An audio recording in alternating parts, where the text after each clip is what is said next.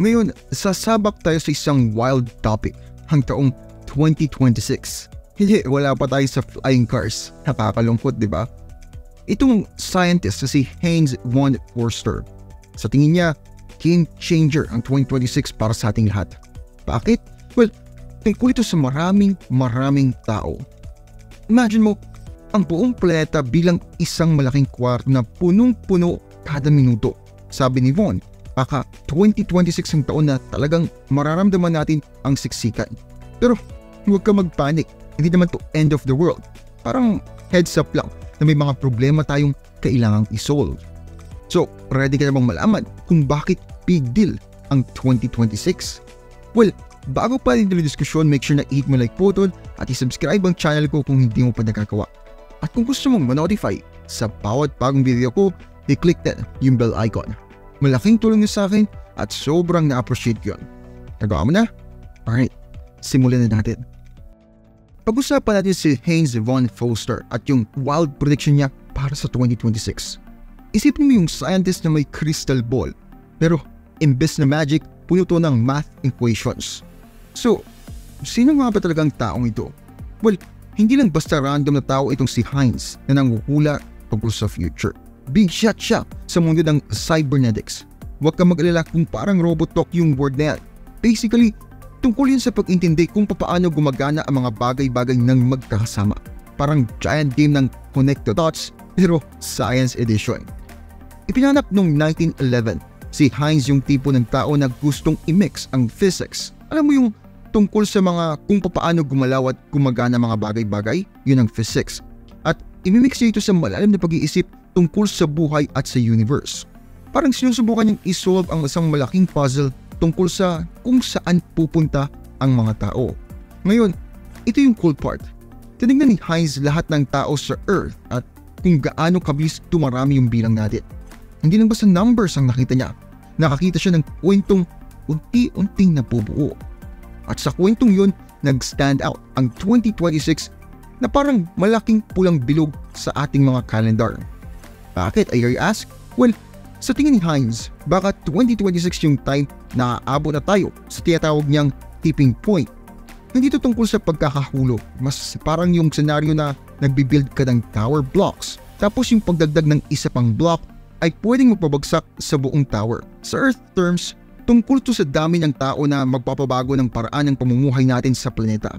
Isipin mo yung classroom nyo ay patuloy na nadaragdagan ng estudyante, pero yung kwarto ay hindi lumalaki. Sa isang punto, kailangan mong baguhin kung paano gumagana yung mga bagay-bagay, di ba? Hindi naman sa sinusubukang takutin ni Heinz ang kahit sino. Parang friendly neighbor lang siya na nagsasabing, uy, baka gusto nating pag-usapan to. Gusto niya maintindihan natin na baka sobrang importante ng 2026 para sa lahat ng Earthlings.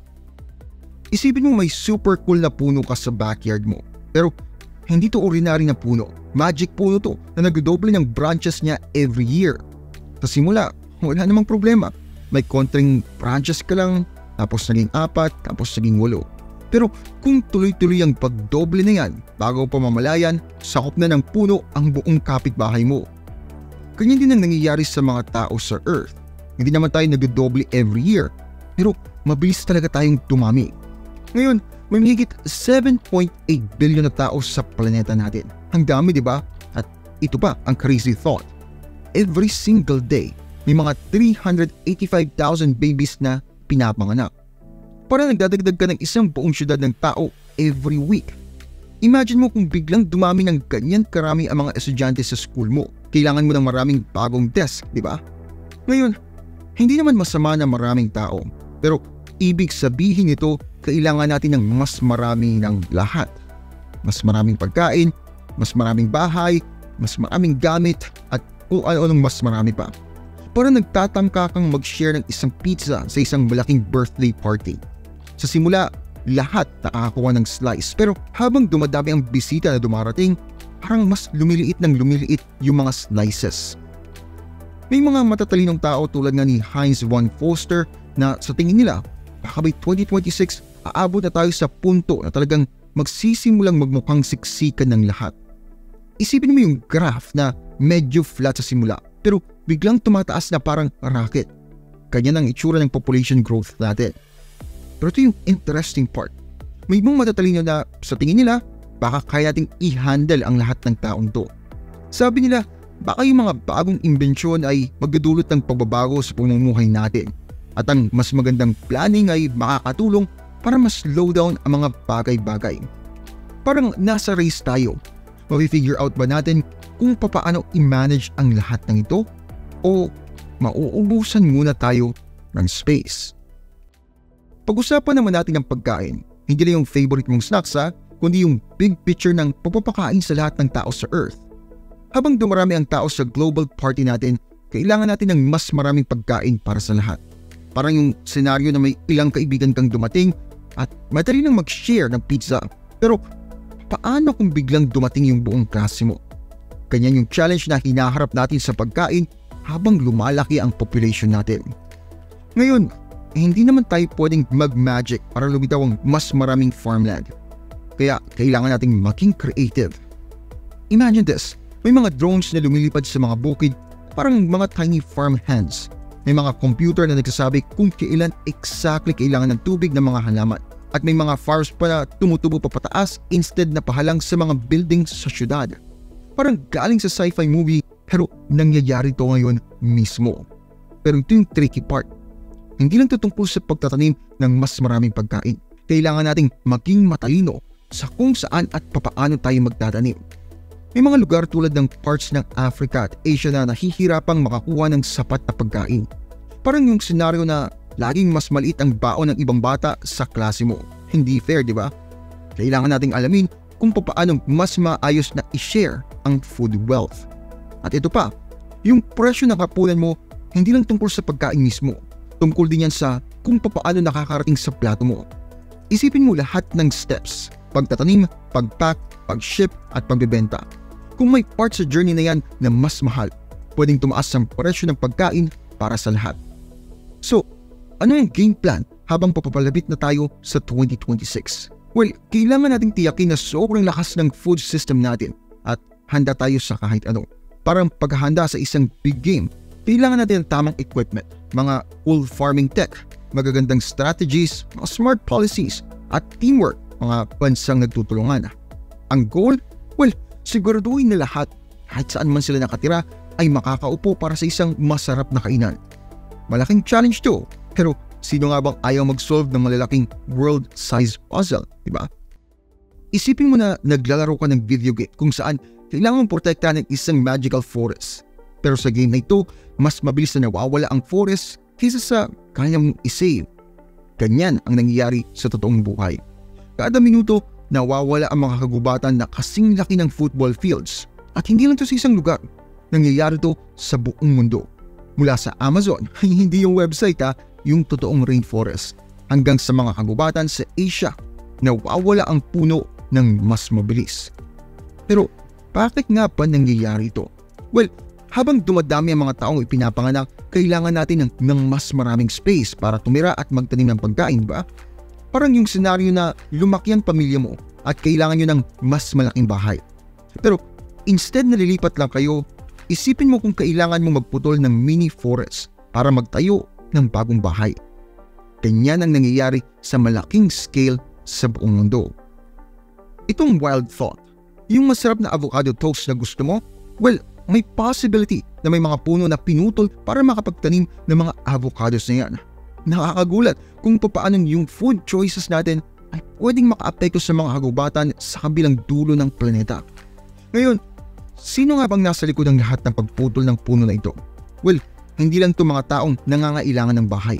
Kasama na rin dito mga malalaking kumpanya at kahit ilang gobyerno. Minsan, gumagawa sila ng mga desisyon na hindi maganda para sa mga kagubatan. Parang yung pagpili na magtayo ng mall imbes na park. At alam mo ba, bad news para sa planeta natin ang pagkawala ng mga kagubatan. Parang sinusubukan ng Earth na huminga pero inaalis natin ang mga baga nito. Tumutulong ang mga kagubatan para mapanatiling malinis ang hangin natin at normal ang panahon. At kung wala sila, pwedeng maging weird ang mga bagay-bagay. Isipin mo yung senaryo na binuksan mo yung gripo pero kulang lumalabas sa tubig kasi nawala na yung kagubatan na tumutulong gumawa ng ulan. Pero huwag ka mag-alala, hindi lahat ay doom and gloom. May mga taong lumalaban, nagtatanim sila ng mga bagong puno at nag-iisip ng mga cool na paraan para protekta ng mga natitirang kagubatan. Parang sa mga pelikula kung saan nagsisimulang manalo ang mga mabubuting tao sa dulo. Pag-usapan naman natin ang isang napaka-importanting bagay, ang temperatura ng planeta natin. Isipin mo ang Earth bilang bahay mo, pero instead na thermostat sa pader, meron tayong tinatawag na atmosphere. Matagal na panahon, pinapanatili nito na tama ang temperatura. Hindi masyadong mainit, hindi rin masyadong malamig. Pero lately, parang may nagpapataas ng init. Bakit, I hear you ask? Well, dahil to sa mga bagay na sinusunog natin para paganahin ang buhay natin. Tulad ng gas para sa mga kotse at coal para sa kuryente. Kapag ginagamit natin to, naglalabas tayo ng gas na tinatawag na carbon dioxide. Pareho to sa hinihinga mo, pero sobrang dami nito na parang binabalot ang Earth sa isang malaki at mainit na kumot na hindi niya maalis. Ngayon, hindi lang ito tungkol sa mas maraming pawis sa tag-init. Nagdudulot to ng lahat ng klaseng kabaliwan sa panahon.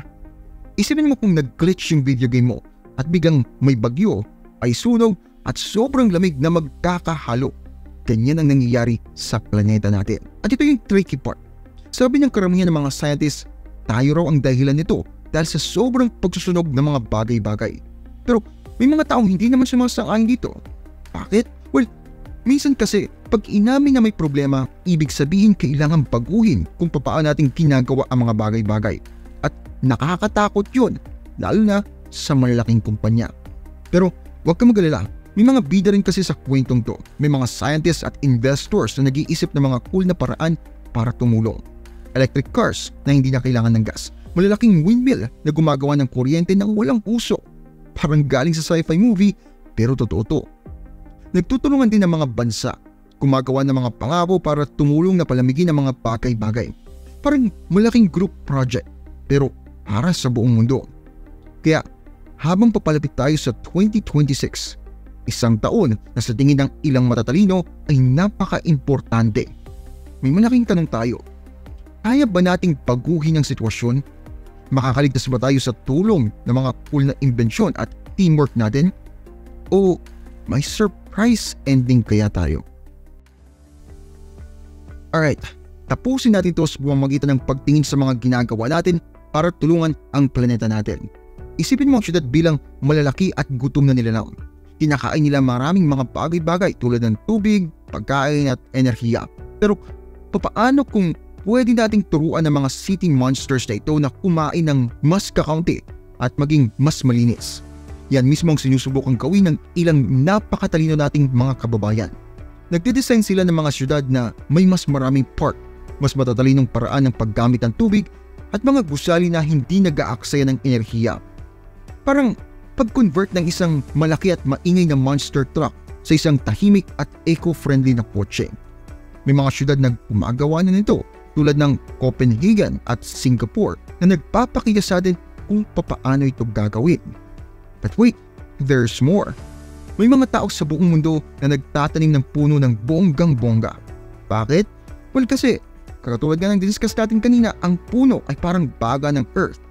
Hinihinga nila ang masamang hangin at ibinubuga ang mabubuting hangin.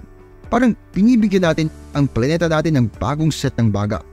Ngayon, itong medyo complicated. May mga tao kasing nagsasabi na magandang pagtatanim ng puno. Pero may iba naman na nag-iisip na baka isa lang itong trick. Nag-aalala sila na yung malalaking kumpanya na maraming polusyon ay nagtatanim lang ng puno para magmukhang mabuti, hindi para talagang tumulong. Parang yung senaryo na gumawa ka ng malaking kalat sa kwarto mo tapos naglagay ka lang ng halaman sa sulok instead na linisin ito. Pag-usapan din natin ang pagkain. Sa dami ng tao sa Earth, nagiging mahirap na ang pagpapakain sa lahat. Pero huwag kang mag-alala, may mga cool idea rin ang mga scientists. Nagtatanim sila ng pataas o yung tinatawag na vertical farming instead na pahalang tulad ng sa matataas na gusali. Gumagamit rin sila ng special water systems at binabago kung papaano tumutubo ang mga halaman. Parang galing sa sci-fi movie, di ba? Pero hindi lahat ay sure sa mga bagong paraan na to ng pagtatanim. May mga nag-aalala na baka hindi ito ligtas o pwedeng magdulot ng mga problemang hindi pa natin alam. Parang pag-try ng bagong recipe, pwedeng amazing, o pwedeng maglasang weird. Lastly, ang mga bansa sa buong mundo ay gumagawa ng mga pangako para tulungan ang ating planeta. Parang malaking pinky swear pero para sa buong Earth. Sinasabi nila na papawasan nila yung mga bagay na nagpapainit sa planeta. Pero may mga nag-iisip kung talaga bang gagawin nila ang sinasabi nila o puro salita lang. Topic outro. At dito na nagtatapos ang ating wild ride sa 2026 at sa future. So, ano sa tingin mo? Pupunta ba tayo sa sci-fi utopia o sa bumpy road? Either way, malinaw na may trabaho tayong dapat gawin bago dumating ang 2026. Tandaan, kahit nagtatanim ka lang ng puno, mag-recycle ng lata o magkalat lang ng impormasyon tungkol sa natutunan mo ngayon, parte ka na ng awesome global team na sinusubukang gawing mas maganda ang future ng planeta natin. At kung nag-enjoy ka sa video na to at gusto mo pang matuto tungkol sa ating crazy changing world, smash mo ang like button at mag-subscribe. Huwag kalimutang i-click ang notification bell para hindi mo miss ang susunod nating deep dive sa wild world ng science at ng future. May mga cool idea ka ba kung papaanong i-handle ang lumalaking population natin? O papaanong i-save ang kalikasan? Ilagay mo naman sa comment dyan sa baba. At as usual, maraming salamat sa panonood at kita-kits tayo sa next video. Maraming salamat po sa inyong panonood. Kung mahilig kayo sa history, mystery, religion, urban legends at iba pa, paki-subscribe naman po ang isa kong channel, ang Libro. May bagong videos po every week. Paki-like at paki-follow na rin po ang aking Facebook page. Muli, maraming salamat po. Maraming salamat lalo na sa mga solid supporter na sina